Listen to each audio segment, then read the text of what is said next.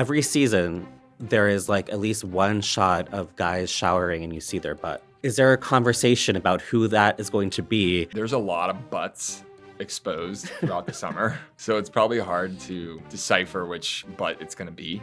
But that's what I love about our shows. You just see the authenticity, and people say, how do you do it? And I'm like, just let it all hang out. Hello, this is Obsessed the Podcast, and I'm Kevin Fallon, digging through all the TV shows, movies, and pop culture nonsense to let you know what we think is unmissable. We have a great guest today. It is Carl Radke, the King of Bravo, or at very least, the tallest man on Bravo. He's on Summer House. He has a new podcast called More Life with Carl Radke. And I have to say, this is one of the best conversations, maybe the best conversation I've ever had with a reality TV star. We talk about his drug addiction and his rock bottom, his sobriety journey, and getting through all of that while cameras were recording it. And because this is Obsessed, we talk about butts, of course. But before that, we have my producer, Rachel Passer, here to talk about the big thing from last weekend, the Grammy Awards. Yes. First of all, thank you for having me here. It's weird to be here versus there. But yeah, wanted to kind of get a little temperature check with you about the Grammys. I didn't get to watch it. Oh, no. No, I know. This is the first year I haven't watched it in like a really long time. Well, I watched it, and I have to say I am a newly anointed Bad Bunny superfan. Really? Okay, so I've only seen like little clips from online, which is why I was like, oh, what a Grammys to miss. Like, that really sucks. But apparently I have Paramount Plus, but not Paramount Plus Premium. So The extra coin. I know, I didn't do it though. But so I saw all of the little clips though of like Bad Bunny and his amazing speech. What was your take on that? I mean, I was really moved. I think that sometimes there can be sort of like this eye roll about, artists and celebrities being political in their speeches. But I don't think there's ever been a more perfect moment for someone like Bad Bunny, who is from Puerto Rico, an Hispanic artist, to speak openly about how the atrocities that are happening right now with ICE, to use his speech as a platform to address that and to call for action. And he did it with such grace, with such honesty, and it was very clearly personal to him. And he is on the cusp of just like this massive celebrity moment, because he's obviously doing the Super Bowl next weekend, so we're going to see more of him. So for him to use this as a chance to talk about that, I was just really inspired by it and moved by it, and I really appreciate him for doing that. Yeah, totally. I mean, just from the little clips that I've seen, he was so eloquent, and the English isn't even his like first language, He was so passionate with the message that he wanted to get across, and I think that's such a beautiful thing. I thought so many people showed the hell out. Like Billie Eilish also had something to say about it. They had to bleep her out because of what she was saying. Did they really? Yeah. Oh my God. She was that passionate about it. She, again, like we often just like dismiss these people as being vapid or self-righteous when they talk about politics. Totally. But like for someone like Billie Eilish, who has such a strong young fan base, people who are ready to be activated and to do good in the world, it's really important. And like, again, saying important makes it sound pretentious, but it's not pretentious. It was the way she talked about ICE and her very expletive disapproval of it was relatable and fresh. Yeah. And like the thing, again, like that's what we want to hear. I don't want Billie Eilish or Bad Bunny to like win an award like this weekend when we're going through all these atrocities and we're so anxious about it. Yeah. I don't want them to go up there and like pretend it didn't happen and thank producers and thank studio executives and like all that kind of stuff. I want them to like acknowledge how weird it must be to be receiving an award at a time like this when there is so much more pressing going on in the world. Yeah. And they met that moment, which I thought was really, really nice. Yeah, that's beautiful. I mean, Billie's always been that bitch, like for real. Like she is one of the first people that was like, hey, why are you a millionaire? Like that's weird of you. That's like icky. Why don't you donate some of your stuff to other people? She's always been such an advocate for other people. I mean, it doesn't surprise me one bit. And what was like Phineas just standing next to her? Just sitting next to her, of course. As he should. But Billie, I love Billie because she always gives this vibe of like, who, me? Like, I'm just like, just a regular person.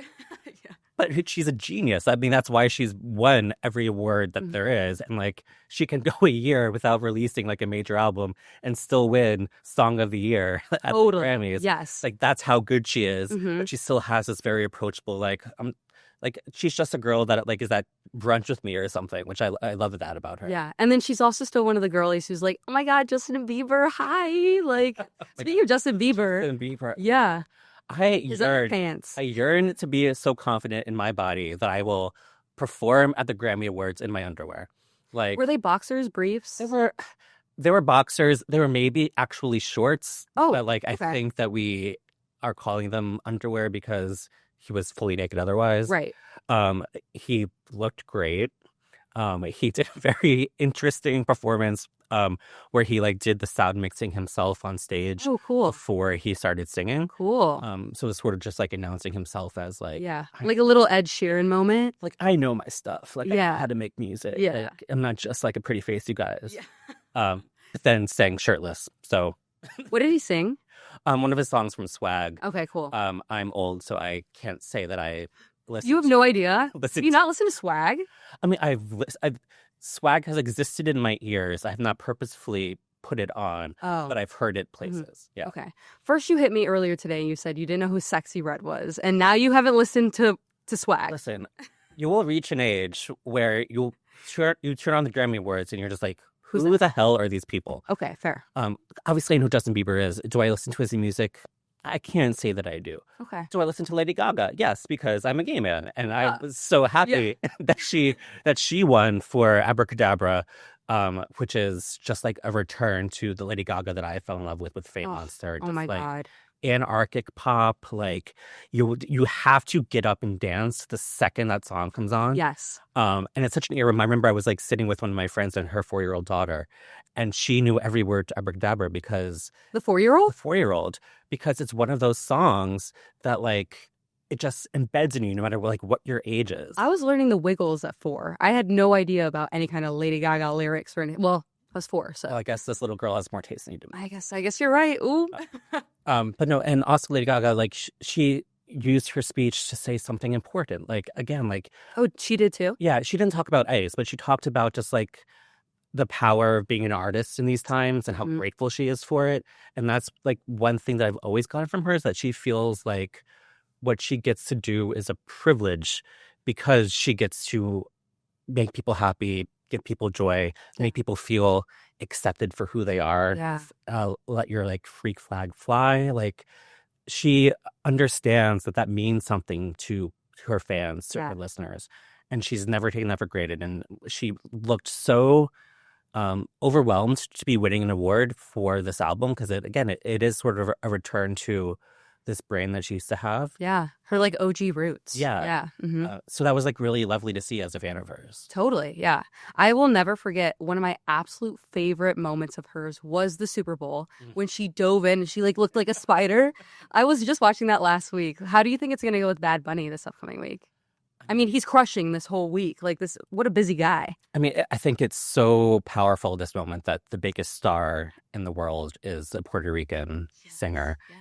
When all this discourse is happening, all this othering is happening, this hatred, the fact that we as American consumers, because I mean, obviously music is capitalist. Like totally. As consumers, we are consuming this man's music, this and his culture, because his music is so deeply rooted in his culture. Yeah. I think that's such a huge thing. I think the Super Bowl is going to be such a great show. Every performance I've ever seen of his is so electric and enthusiastic, and it's going to be such a invigorating live show. And I am bracing myself for the awful, disgusting takes that are going to happen from the bad faith people, the trolls, the people who are just going to use any excuse they possibly can to spread hatred and diminish his accomplishments. Yeah. It's going to be a hideous round of discourse. But I am going to be defending him and I'm going to be celebrating what he's doing because I think it's exactly the right thing for right now. Totally. Yeah, it reminds me of last year. I mean, I'm sure you watched last year with Kendrick Lamar, how many different like symbolic things were inside of there, not only like the slight against Drake, but also him having a whole take on being a Black American and like how terrible it is and all the little like slights that were going at the president. Do you think Bad Bunny is going to do the same thing? I think he's definitely going to. I don't think he will overtly be making a very like oblique gesture. I think that just his existence and his artistry will be making a statement. And I think he knows that that's going to light fires. Totally. And I think one of the most hilarious things that happened last night was Trevor Noah made a joke about Nicki Minaj not being at the Grammy Awards, and it got a massive ovation. There was Chrissy Teigen in the background, like, clapping. John Legend was hysterical behind Trevor Noah. It was a huge moment. And I think that... Wait, like, everybody stood up and was clapping? They didn't stand up. It was a huge laughter, a massive round of applause. Just, like, this rousing ovation for this joke about Nicki Minaj, because it's so embarrassing what she's doing. And I used to be a barb, and I, like, can't even... Like, what is happening? This whole thing needs to be studied. Your brain needs to be studied. I don't understand it. But what I am encouraged about is that, like, at a very, like, self-congratulatory, masturbatory event like the Grammy Awards, they are openly shading her and openly celebrating someone like Bad Bunny. Yes. And I think that is making the Grammys cool again. Like, you can argue whatever you want about whether or not the Grammys matter and what that show has become. But what I saw on Sunday night made me feel like they are relevant finally again. Yeah, totally. And it's just refreshing to know that, like, the Grammys is obviously celebrating the art form of music, and it's still standing on the right side of history. You know what I mean? Not literally the right, the left. Exactly. One of my favorite little clips that I saw from last night, and again, I didn't see it, but I saw this, was Cher. Did she walk off before she presented, or what happened? Yeah, I almost said it was a mess, but I would never say something so derogatory towards my goddess Cher. Are you kidding? It's Cher, damn it! It was not a mess. It was iconic. Yeah. She was given a special Grammy Award, and also was presenting Record of the Year. So she starts her time in the microphone, like, thanking the Grammys for her special award. Yeah. And then she stops and starts walking away. I guess she forgot that she also had to present an award. So she literally is walking. She's like, okay, I'm done, and starts walking towards the back of the stage. And Trevor Noah has to come out, the host, and be like, Cher, just a reminder, you also have to present. And she starts giggling and comes back. Oh my God. How long did this whole exchange go on for? It was probably like a minute, which does not sound like a long time, but on live TV. Yeah, that's forever. It might as well be 4 years. So she comes back, she announces the nominees, and then she didn't know that the winner was going to be written on the envelope. She thought it was like going to show up on her teleprompter. So she says, and the winner is, and then she just sort of like looks blankly at the camera, just like... Okay, don't blame Cher. She doesn't watch these things. She doesn't need to watch these things. Clearly, she did not go to rehearsal. Yeah. She did not know that she's supposed to read it. And she opens the envelope. The winner of Record of the Year was Luther, the song by Kendrick Lamar and SZA. Yeah. She goes, and the winner is Luther Vandross. Like, the artist Luther Vandross, who is dead. She announced somebody who had already passed. But because she's, of an older generation, I think she assumed, like, it's a Grammy Award. So obviously Luther Vandross, who has dozens of Grammys, is the winner. But it was not Luther Vandross. It was the song Luther. And that just added more comedy to this that's hilarious series of misfortunate events. Yeah. Oh my God. Who was your favorite performer of the night? And you can't say Justin Bieber in his underpants. I mean, I would not say Justin Bieber in his underpants. So that was a little bit of a weird performance. Oh, really? I mean, God, Lauryn Hill came back to the Grammys for the first time since she won, I think it was 1999 for The Miseducation of Lauryn Hill. She did a tribute to D'Angelo and to Roberta Flack, who she samples on the song Killing Me Softly with the Fugees. There is no one like her. There really isn't. It was a very long performance that featured a lot of guest stars. But when Lauren was singing, it was just the most magnetic thing. She gets a lot of flack for, like, always being late for her concerts and being a little bit of a unpredictable diva. But whatever, like, when she hits the stage, it's magical. And when she sang Roberta Flack songs last night, it was just unforgettable. Wow. And it was Person of the Year was Mariah Carey, right? Did they do any, like, special thing for her? They did a tribute over the weekend before the Grammys to her, Okay. which was a hot mess. The people that I don't understand why they booked these people to tribute to her. It was Billy Porter, Kesha, um, Jennifer Hudson, who was probably the best of them all, but still like Jennifer Hudson, who is one of the best singers that we have in the world, trying to do Mariah Carey's runs in the song My All. Jennifer Hudson couldn't pull it off. That's how complicated and great Mariah Carey is, that like her runs can't be replicated by Jennifer Hudson. They should have had Ariana Grande do it. Ariana Grande, yeah, that'd been perfect. Tori Kelly did a tribute to her in the past, which if you never watch it, she sings "Always Be My Baby," and it was Tori Kelly is beautiful. Note perfect. She is a vocalist. Like they need to have the best vocalist that exists. If you can't do vocal gymnastics, I mean, we have the Olympics coming up. If you can't do the Olympics in your throat, you can't be singing some Mariah Carey song. And like we all know that Mariah Carey does not have a poker face. So Mariah Carey watching Billy Porter and just being like it was that bad. Oh shit. Well, now I have to watch. I know it's good entertainment, but Mariah, as always, deserves better. Yes, totally. She's the best of us. Yes. But thank you, Rachel, for chatting with me about the Grammys. Thank you for having me. I mean, now I'm so mad that I missed it. I got to go check it out now. Yeah, there's a lot to watch. Yeah. Mm-hmm. Awesome. Well, thank you. And here we go. We're going to talk with Carl Radke about his amazing life story, his sobriety journey. He's also very funny. He's like a cool guy. So I hope you enjoy. Thank you for having me. Of course. Hi, Carl. How are you? Doing pretty well. You're, I feel like the king of Bravo right now. I mean, thank you. Andy's the king of Bravo. Well, you're at least the tallest person on Bravo right now. That is fact. And I appreciate you clarifying. I have a lot of fun with that at BravoCon. You know, I see Shep. He's very tall, 6'5". Austin's tall, about 6'5". Jesse Solomon, 6'5". We've done like back to back. I'm always just a tiny bit, and maybe it's my hair. I think it's worse in here. I do believe I'm the tallest guy on Bravo, but I did get to meet Charles Oakley, former NBA player who's now married to a Real Housewife of Atlanta. He's not a full-time cast, but he is taller than me. So shout out to Charles.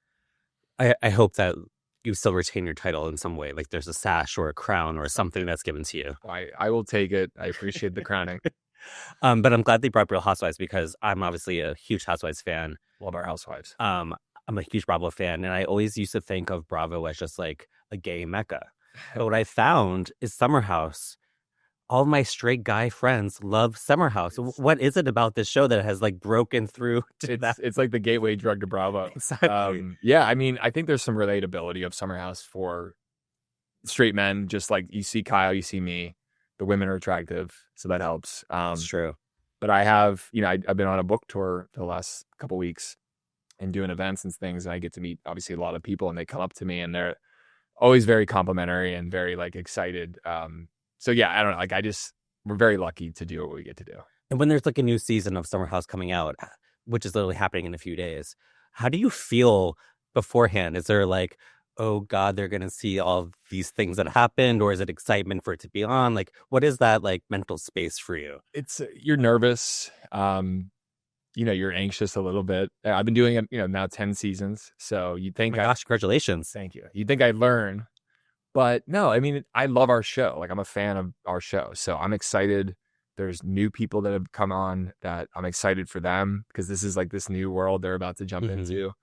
A new crazy world. I love our group of friends and we're all a real family. So to be able to get to do this 10 years, 10 seasons is unreal. So I'm excited this time around. I think in the past, I've been very, very nervous because of what's about to unfold, but I had a pretty good summer and I was in a good space. I'm doing pretty well overall. So yeah, I'm more excited than nervous, but I will say this is like about a month ago. We did an event with Sunday Night Football, NBC Sports, and Bravo.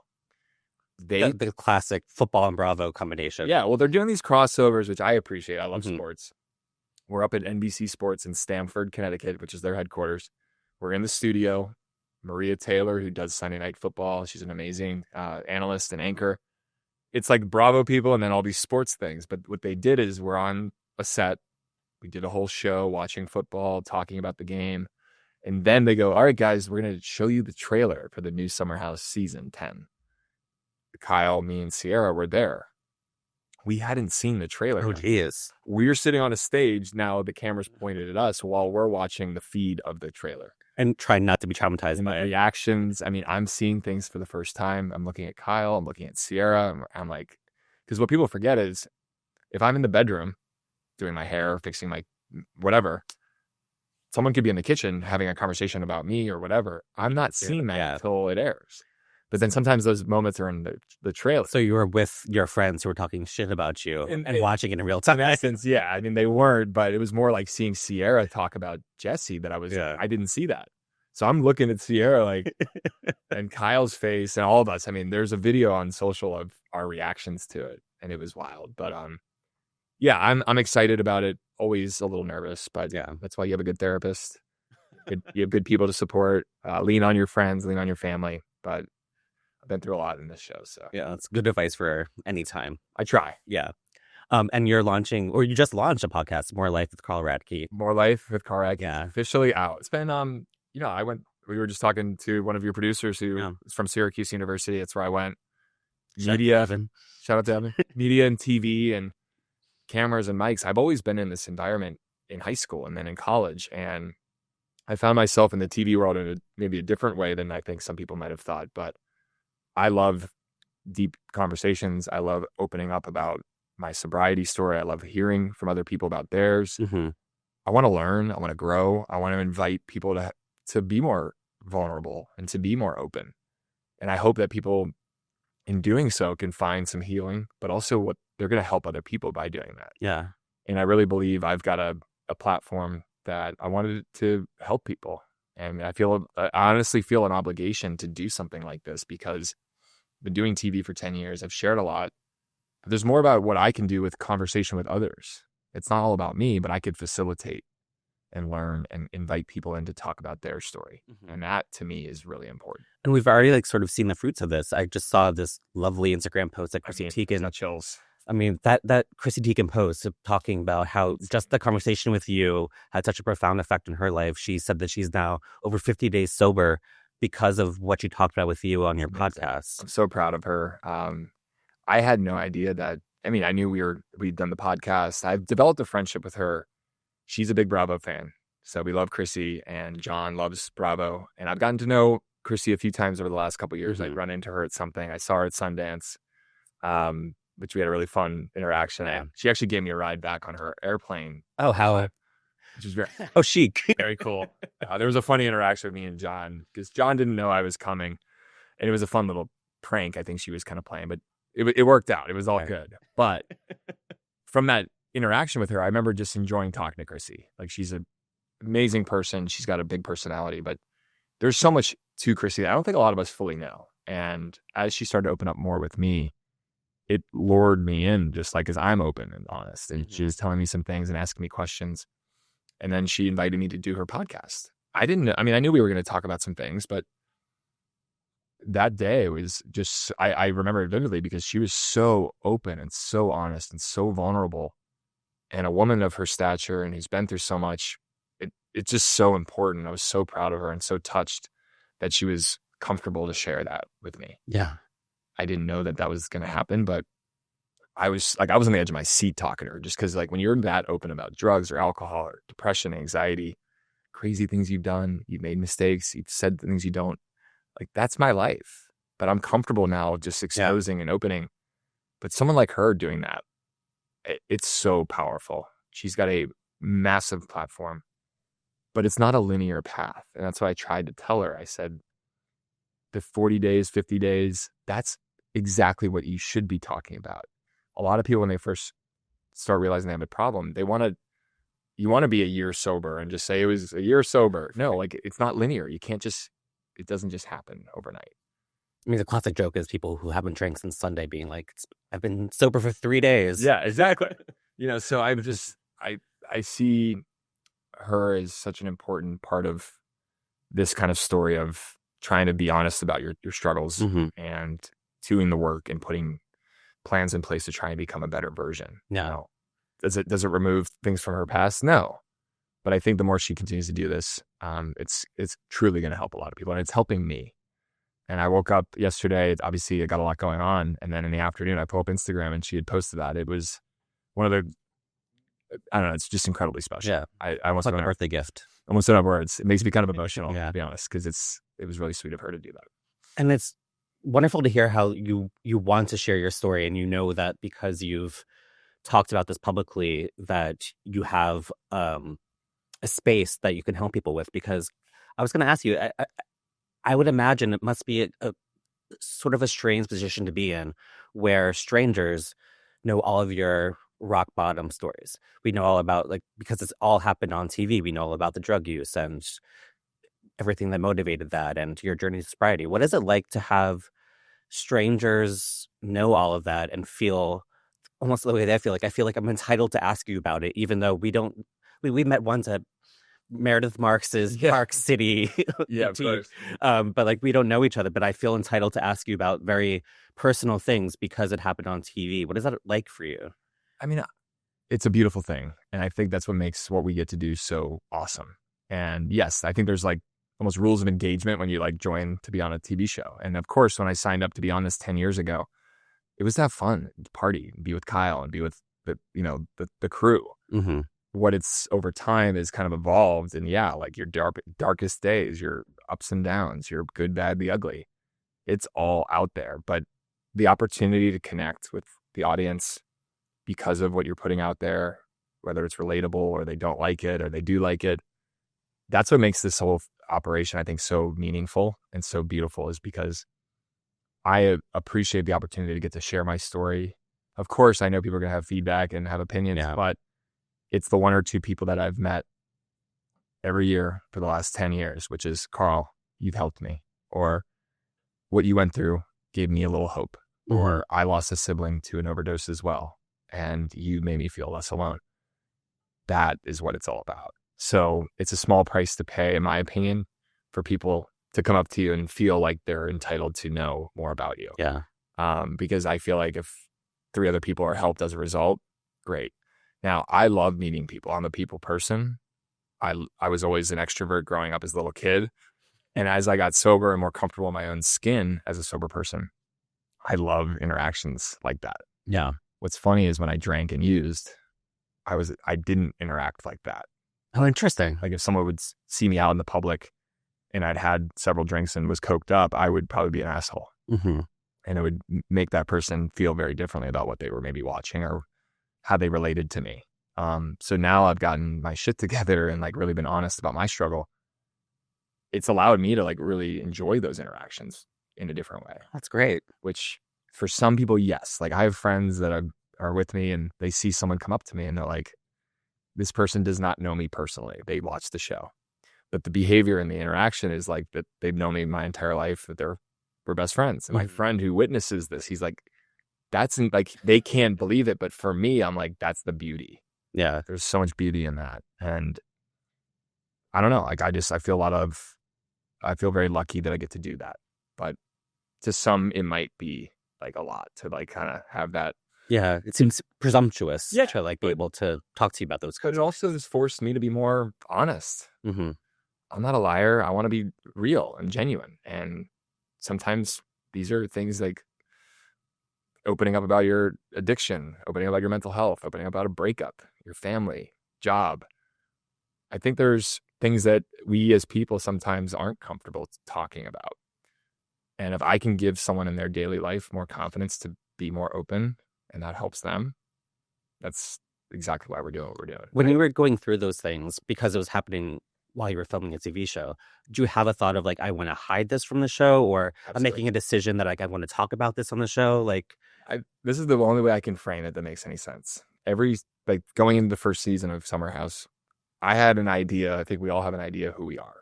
You think you're, this, that, professionally or physically or mentally.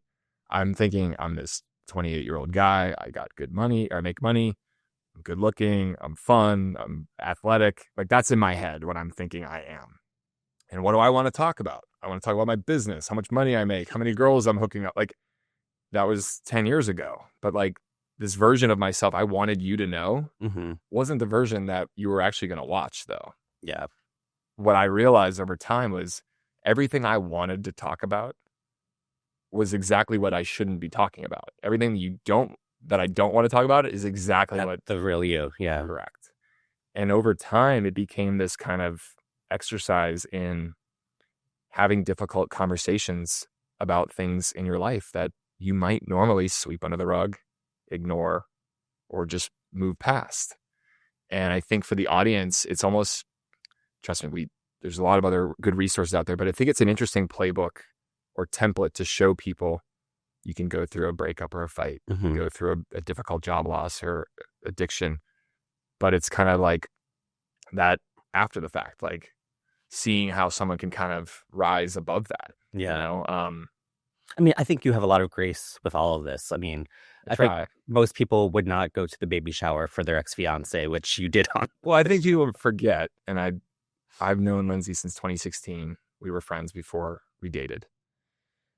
I love her to death. I care about her. I always want the best for her. And I knew how important motherhood was to her. And when I learned about that, it was exciting. And I saw even Amanda and Paige and Sierra, like their excitement for her. That was beautiful. And I thought, why not just lean in, have some fun with it? And there's so much history between us.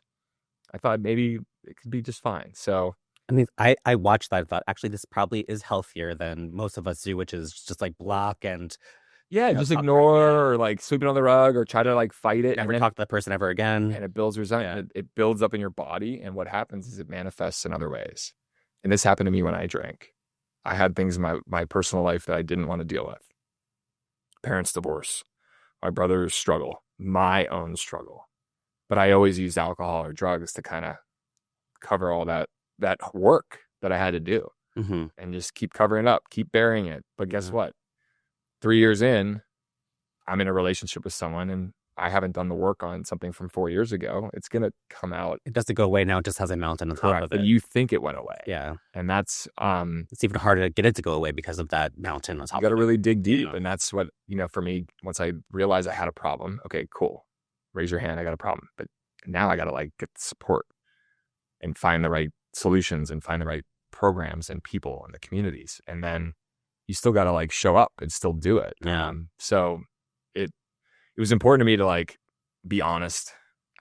It's not this direct path because that's like, I don't know, like I'm very lucky to be in the position I'm in. I feel like an obligation to just bear it all. Yeah. I'm curious, did you ever watch the earlier episodes of Summer House back? And like, I'll give you an example. Sorry to cut you off. I watched one recently because at BravoCon, they played episode 1. Me, Kyle, and Lindsay sat on a stage. They played the episode 1. They love to have you guys reacting in real time. And react, which was fun because it was, 10 years ago. And we, Lindsay looks younger. Kyle looks younger. I'm a baby. Behavior, we're insane. But it's hard to see yourself looking back drunk. Yeah. Or under the influence. Like I've seen some clips from previous seasons just on Bravo's social. Like they're promoting, it's Christmas in Bravo land. And there's a moment on season 4 where I'm really, really intoxicated singing like the Partridge in a Pear Tree song. I told it at Christmas. Inserting Paige, Danielle, Lindsay, Amanda names instead. And they use that clip every once in a while on social. And it's funny and silly and stupid, but watching my face and like I just can see the drunkenness and the fear and the anxiety and the uncomfort, and watching yourself act like that it's a really weird feeling. But over time I've gotten more comfortable because I've had to get comfortable. Like that is me. It was me, but it's not me anymore. Because there's this, like, obviously, like, your Apple phone sends you, like, on this day 10 years ago photos, and it'll, like, be me in college, like, a drunken mess. Like, oh, that was a fun night. But I didn't have to live that publicly. Correct. So that's such a different level to that sort of nostalgia. Unique. It's unique. And another example, I'll still get messages from people about things I did from previous seasons. As an example, I'm really still embarrassed and ashamed of how I behaved season 4, which is during the summer of 2019. So 6 years ago, I was in the darkest, deepest parts of my drinking and cocaine use. I was not in a good place, but I was acting crazy and doing things that I'm not proud of. And I had to take responsibility and really make amends. And I have done that, but not everybody sees that. Yeah. But people go in and watch an old episode, and then I'll get a message about my behavior from 6 years ago. And I'm having a great day or whatever it is. And I'm like, listen, guys, I've changed. and I sometimes will write them back and acknowledge why they're upset. And I understand. I hated myself too. I really did. There was moments of watching myself back on this show where I was like so embarrassed to be alive. Like, that's me. I hated myself. So it built within me like this.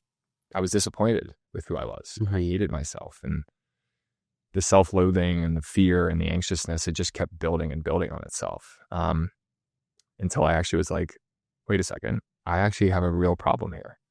And I had a lot of people say to me, like, you need to get some help. But it's not, wasn't just like all of a sudden I woke up one day. It was like a slow series of events over the course of like a year and a half, 2 years. Before my brother had died, I knew I had a struggle, but I'm like, I can just figure this out. Then he passed, and then I went right back to drinking and using cocaine again. Because I was like, fuck that. I'm going to keep doing what I want. But when I realized grieving the loss of my brother while drinking and using was only making me suicidal and just really upset and depressed. And essentially, I fell into a very dark spiral. For about a month and a half, I would just drink and use cocaine in my apartment all day long and call people and say crazy things and acted like nothing happened and do it all over again. Yeah. So, it was a tough journey, but it's just like been a slow series of events that have all lended itself to kind of where I am now. But do you feel pride of where you are now? Because I'm proud. Hearing you just recount all of that and talking to you now and you having this sort of calling to help other people, you must feel proud about that, right? A little bit. Part of me also feels like an imposter, and some of it like I'm not worthy, or I say this a lot, and that's probably my own. It's like the self-talk thing. I have a voice in my head that says you're not good enough. I have a voice in my head that says you don't deserve this. I have a voice in my head that says something bad's going to happen soon, because that's how it always is with you. I sometimes worry I get more credit than I deserve, and I try to put that back on others and say, no, you did the work. I just maybe brought that out of you, and I do feel proud, but I'm the kind of guy, the glass is never half full or half empty. The glass is just, it's too big. It's not as big as it should. Or wait, the glass isn't half full or half empty. It's too big for how it should be. Like, the glass should just be where the water. Just stop right there. Yes, yeah. Stop right there. So I don't know. I've learned, I have some mentors and people in the sober community I lean on that feel just the way I feel, like an imposter, like they're not worthy, like they're less than. And that's all stuff that the addiction and the disease is a part of, but it's opening up and talking about that, going to different meetings and communities and opening up about it. The imposter feeling. You know how many executives and entrepreneurs in this city, big time successful people feel that way too? A lot more than you realize. But if you don't talk about it, you're never going to know. Yeah. So those are things that I struggle with still. But the other one side is a pat on the back. The other side's like, you didn't do anything. Well, not just me. If it matters, I'm proud of you. I appreciate you. And your first guest on your podcast was Kyle, your longtime friend from Summer House. Yeah, my bestie, Kyle Cook. I imagine that must have been a very like emotional, sort of like full circle kind of thing to get to talk to him for your podcast about all these issues with this mission. And he'd be the person who's like been witness to the lows and the highs. He's been a ride or die. I don't want to get emotional. I love Kyle Cook. He's been a tremendous friend to me, and he's done a lot for me personally, professionally, and I know he's been going through it for sure. So, and my heart goes out to Amanda too. I love them both, so sending love and support their way. But yeah, Kyle and we have a very deep rooted friendship that it's friends in the Hamptons, it's partying, it's just being each other's ride or die. And then it's also like business and entrepreneurship and mentoring. We've kind of covered all these different areas as friendship, and where we are now today, it's amazing, but it took some ups and downs, and it took some back and forth. And we even got into it you'll see in this coming season of Summer House. We had a fight at the end of the summer, which I think is sometimes with men, we kind of need to butt heads and then they're like best friends after. We were already best friends, but it was almost like this friction that kind of needed to happen. Yeah. But no, like I'm rooting for Kyle in every way I can. He's been so supportive of Soft Bar. He's been so supportive of the podcast, the book. And I thought, what better person to have on? Because there's a lot of similar to me in a sense. Yes, you know Kyle on Bravo. You know Kyle on Summer House. And you've seen him on The Traitors. You've seen him on Winter House. Kyle's a very intelligent, sweet, genuine person. He's big personality, a lot of fun. And yeah, he has his flaws. So do I. But the Kyle I know is so kind and thoughtful and has a heart and is really a good person. And I was like excited to hopefully get to see more of that and just have him come in and talk and open up. And we had some things to also sort through too in the conversation, which was really healthy. And I honestly, like, I've had some of the more ridiculous conversations in my entire life with that guy. And every time we go through these things, it creates a stronger bond than before. But I wouldn't be sitting here if it wasn't for him. I wouldn't be. Yeah. He sat me down and gave me some tough love. I talked about it in the book. We talked about it that day on the podcast. You know, he came over to my apartment and knew I was in a bad place. It was right after I had really hit rock bottom. It's January 6th was kind of the first day that I started drinking. What a day. January 6th. Yeah. Like I'm not a super political person. Obviously I do vote and all those things, but just watching that just created a lot of fear. You know, is our government collapsing? Like what's happening? And I just use it as an excuse. So I drank and was using cocaine. I stayed up all night and into the morning. Don't recall some of this, but yeah, I called people and like threatened to kill myself kind of thing. Gosh. And I'm not trying to make light of any of that, but just being honest. Mm-hmm. But Kyle knew I was in a dark place and he still came over to my apartment a day or two after that. And I'm thinking in my head, we're just hanging out, catching up.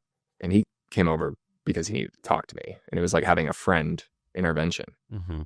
And he gave me tough love. And the love he showed and the support he gave me was something I needed. That's a really good friend. Big time. And essentially what he told me was like, you're going to die, man. You're going to fucking die. You got to stop. And I'm using his words in a way. You're going to die. You got to stop. You're going to fucking die. And I'm like, having someone I cared dearly and loved tell me that, it changed everything. Yeah. So I'd already been talking to a sponsor prior to that. And I remember he reminded me of this at the podcast. He goes, well, you had already had your sponsor like in your pocket to tell me, because he was worried he was going to have to force me to get a sponsor. But I was already ready. So you already knew. I already knew. You just needed your friend to sort of give you the kick. Give me the confidence to go. Yeah. To go forward. And he did. And believe it or not, he was one of the few people that showed up. Yeah. And it meant the world to me. So I've never forget that moment. But it's funny, like as I've improved my life and things have gotten a little bit better and I've taken more ownership of my struggles, you know, he's had his ups and downs. And I've also tried to be there to support him and really ride for him. Mm-hmm. Because obviously the ups and downs of their relationship hasn't been easy. So just rooting for the both of them and sending them love. Yeah. And we're going to see that all play out on Summer House this season. You're going to see a lot of it. Yeah. I imagine it's not going to be easy for the both of them. And I know what that's like from a couple seasons ago when, you know, ultimately people kind of know the fate of something happening, but you're getting an under the hood look at. I remember being at BravoCon right after the news broke about you and Lindsay, and it was like vultures circling you. It was like hard. Ready to just like pounce and ask you all the hard questions. It was hard, but you know, that's the beauty of what we get to do. We have an amazing network. I love our Bravo fans. You know, people care. They love it. And it's such an amazing network we're a part of, but there's real humans attached to this too. And people always forget. You know, for the most part, yeah, I think they do forget sometimes, but when you peel it all back, the real ones, I think, understand. Yeah. There are some unfortunate, there's always going to be that with the trolls and things, but the real ones fully appreciate. Like, since doing this in the last 10 years, I've never had anybody come up to me in person in like day-to-day life and be like, you suck, man, you're an asshole on the show. Never happens. Just behind the veil of Correct. So that's media. Express it, do what you got to do. But what's beautiful is people come up to you 99.99% of the time and say, love the show, big fan, big supporter, really appreciate what you guys do. That's all that really matters. Yeah. You know, and Kyle's a huge part of that success. Lindsay, Amanda, Paige, Sierra, like our core, even Jesse and Wes have brought a lot, but everybody individually has brought something to make this, like, everybody brings an audience in. You know, some people watch the show because of Kyle, some people watch it because of Lindsay, some people maybe watch it because of me, but we each individually bring something unique that creates a bigger thing as a collective. And I always love being a part of a team. I always loved being a part of something bigger. You know, I of course have my own ego, but I thrive in like a really solid family team. It's a whole house. Yeah, that's what we've got. And even when I got sober in 2021, or even going through all that stuff with my brother, you know, people are like, how did you go back to the house? Like, those were my best friends. And I kind of theorize and kind of, I have this belief now, like I found out about my brother passing in that manner because I was with my friends. Had I been in New York City in my Soho apartment by myself when I got that phone call, I don't know what I would have done. Yeah. And what's so incredible is that the first person I ran to was Kyle, and hugged him and cried, and he was there for me. But coming back to that house after the funeral, which I talk about in the book a little bit, was people are like, how did you do that? I'm like, that's where my brother, I think, wanted me to be. But I was also with my friends, the people that cared and knew me and were there for me. And that's the only way I got through it. Yeah. But having me stay in New York or not be there with everybody because of that, I don't know if I'd be here. Yeah. And so I felt the love and support across the board. And people could say whatever they want about reality TV, but the fact that you lived that entire journey and decided to show the whole thing, I think is really powerful. I mean, if you had understandably decided not to show parts of that, well, I don't think it would have had the impact that it's had. Totally. No, and I appreciate you saying that. I guess people have thanked me for that. And part of me thinks deep down in my crazy mind, I don't want that on TV. I would have paid any amount of money for that never to be a big a story. But what I, again, go back to is my brother wanted to help people even when he was struggling. And getting that phone call that day while we were cameras in the rooms, cameras in the house, that phone call happened that day. It ultimately, I hope, helps people. But that's the only way I can make sense of it. Yeah. Otherwise, it's like, that is the most tragic thing to ever have to go through. And then, oh, by the way, that's being filmed. But I had to flip my thinking on it. We're helping people. My brother's helping people. It helped me. It saved my life. And that's the only way I can make sense of it. But I appreciate you saying that. And over time, I've gotten a lot more comfortable with the notion that there's like a gratitude for that story to be out there. Yeah. But as much as it helps people, at the beginning, I'm like, I don't want this out there. And that's part of why I went down a spiral. Because here I was, after my brother had passed, I was drinking and using again, but getting praise for how I was handling his passing. And literally sitting in my apartment at the time in Soho, coffee table, cocaine everywhere, alcohol everywhere. And I'm reading an article online about how amazing I'm doing. Literally, that's surreal. Yeah. Depressed and sad I've ever been in my life, and was suicidal. And here I was reading articles about how I'm doing well, and I wasn't. So there was this conflicting, horrible feeling that I'm a disingenuous person. People think I'm sober. I'm not. I was very, very sad and depressed. So I really had to look in the mirror and get help, get sober, because grieving the loss of someone you love dearly while drinking and using I don't think is a recipe for disaster. And I only made it worse, unfortunately. Well, it's had a huge impact on the fans, and I think it's part of why the show is so popular. Because it's not just people partying in the Hamptons. Well, there's more real shit. Yeah. And, as sad as it's been, the amount of people I've encountered over the last 5 years since my brother's been gone, I've given hugs to people that have lost siblings and brothers and sisters and loved ones. And we're a part of this bizarre club. But to be able to put my arms around someone and hug them, knowing that they've been through it too, there's something kind of beautiful in that. Yeah. And if people can feel a little less sad or a little less shitty about it, that's why we're all in this, you know. Mhm. I sometimes don't. I'll be like numb to my brother, and sometimes I'll hear a Guns N' Roses song or a Pink Floyd song, and I'll lose it. You think about him. But I have other friends and people I adore and who've lost people they love, just like I've lost my brother, and we're kind of connected in that way. Yeah. So it's given me a new community to be a part of. I've appreciated the grief community a lot. I probably could plug in more. Mm-hmm. It's taken me some time to get comfortable, really. Like that story was such a big part of our show. I almost feel like I've done a lot of that. Yeah. But there's still more work to be done. And I always feel like there's more service, there's more support. It's not all about me. Mm-hmm. What am I doing for other people? And quite frankly, in the last year, I've been focused on me and focused on software, focused on this book, focused on my podcast. But I need to get out of that. I need to get back to focusing and supporting others. Well, I think this podcast that you're launching is going to. I think it does, but like the direct service and volunteer and giving back, there's a lot more I feel like I could be doing. Yeah. And I compare myself to some other folks who I adore and inspired by.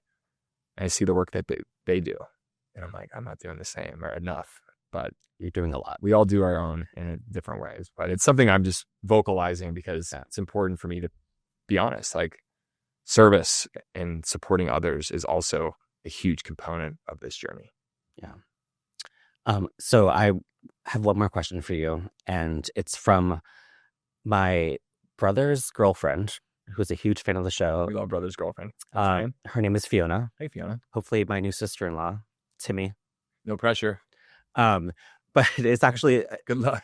I texted like asking like what would you want to know about Summer House, and one of her questions I thought was hilarious. I want to ask you this. It's going to end this on a light. We like light.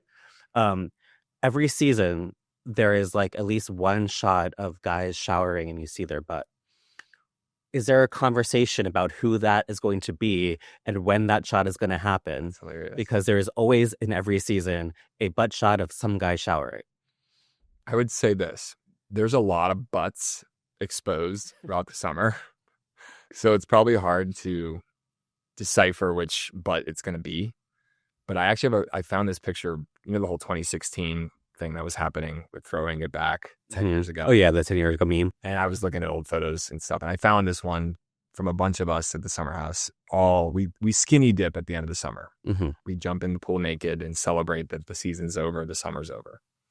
And we all get out of the pool. And a lot of times there's always like a funny photo of us literally butt naked outside the pool. But there's this one where we're all sitting on the edge of the pool where you can just see our butt cheeks on the edge. So it's just our back and our butts and all the asses lined up. And you can kind of tell whose ass is whose based on just who it is. Like body size. Yeah, like my butt, you can kind of tell Kyle's, Amanda, Paige, everybody. So I think you're going to see a lot of butts this season. All right. But I mean this, like when you get inside that house and you're with your friends, you forget you're on camera sometimes. I've gotten to a point where just let it all hang out. And like the editors see way more butts. I'll say this: your sister-in-law, hopefully, yes. Fingers crossed. Fiona would appreciate this, which is, you just gotta let it all hang out. And the more you're just not caring, like that you're on camera or off, we try to just be the same exact way on or off. Mm-hmm. And I don't even know if I clock sometimes like that I am getting naked or what I am doing, and you just kind of like let it all hang out. But I think it's nice to show just how loose and free we are in this house. Yeah. I think as the summer goes on, more people are comfortable. I actually think you'll see me back to getting more shirtless in the kitchen again, which is kind of random. But that's the biggest tease of the season. Yeah. So I go shirtless again.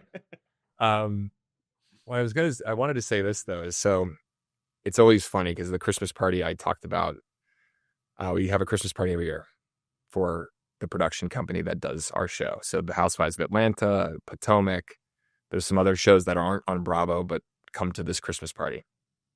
I'm at the Christmas party. This is every year for the last 9-10 years. There's like people that work on the show behind the scenes that you don't get to meet. Mm-hmm. You have your producers and people you're with a lot. And then there's like the editors and a production assistant and a whoever. And they're amazing people. And like they make our show work. But you don't get to meet them or talk to them. But they'll come up to you at a Christmas party and be like, I'm the editor. and just kind of give you a look. In all of you. And I'm like, sorry? And what makes me laugh is just like the amount of nonsense they have to sift through. Yeah. The butts, the boobs, the farting, the burping, just bodily shit. Yeah. Pardon my language. You see it all, but that's what I love about our shows. You just see the authenticity, and people say, how do you do it? And I'm like, just let it all hang out. Like, but our show's very different.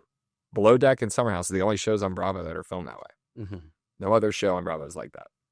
Well, Surveillance. It's driven by the surveillance in that environment. I would wager, this is just theory, some of these other shows wouldn't want to do what we do. oh, no. Could you imagine a housewife doing that? No. Never. Because you lose the opportunity to be a little more, I don't know, curated, let's say, or prepared. Mm-hmm. You're like really in the moment in the house, and you're really living in real time, going through real things. Mm-hmm. Where sometimes other things, it's more like there's a dinner, and it's 3 days in advance that Wednesday night at 7 p.m. is your dinner with the person you're fighting Your with filming time, yeah. for the last week. Like you don't have time in the house to think like that. You're in real time, which is why I love what we do. Yeah. It's just a unique experience, which I think lends itself to what the audience loves, which is just you see a glimpse of more authenticity. Yeah. And butts and boobs and burping and farts. Well, I knew I'll leave you with this is early seasons. I was watching casually, and like I get out of bed, and a lot of men when they wake up have morning wood, and they just showed the morning wood. And my mother watches the show. Oh no. And I texted the editor. I'm like, I cannot believe you showed that.